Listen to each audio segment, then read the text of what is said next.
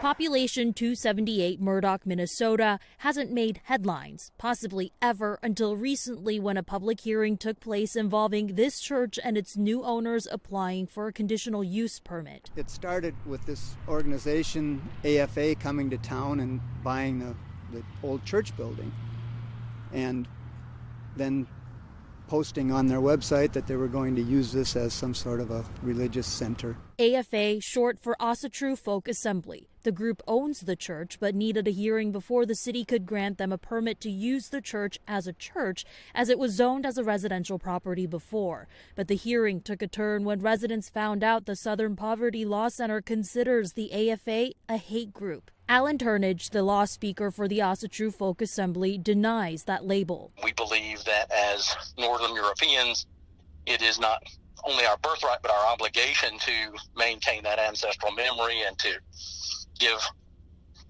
worship, if that's the right word, worship and fealty to our gods and our ancestors. A lot of the concerns that people had, not just during that public hearing, but in the ones after, was the fact that you guys do not accept Black, Indigenous people of color into your congregation.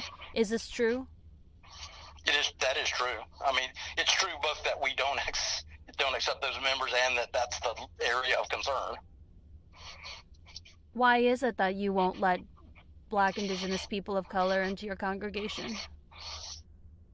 Because, there are many different analogies, but I think the best analogy is that we view our gods as our ancestors. If we have a family reunion, it's only our family. This concerned Victoria Guillemard. You're talking to us in the capacity of a resident of Murdock who does not want the AFA to be here. Yes. Tell me why. I don't want a white supremacist group coming into our town and preaching beliefs that are dangerous to other residents of color. But Murdock City Attorney Don Wilcox, as well as Mayor Craig Kavanaugh, said the conditional use permit authorization was not an argument about beliefs. The big objection in the city is not so much using the building as having this organization in town at all. And that's two different issues. And so you can't use zoning to just keep an organization like that out.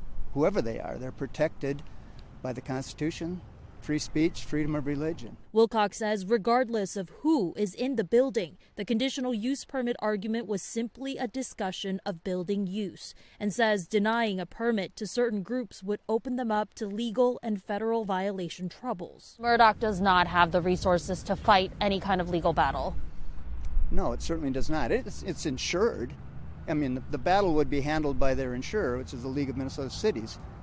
But just because insurance might pay the costs isn't necessarily a good argument for doing it if it's wrong. The authorization of the permit came down Wednesday. Guillemard says now residents who have fought against the use permit for the AFA will focus on educating Murdock and its surrounding areas about the AFA. We're fighting their white supremacist beliefs and their belief that only white people, or as they claim, people of Northern European heritage, can practice. If they got rid of that specific tenet and denounced racism and denounced white supremacy, we would not be having this conversation today.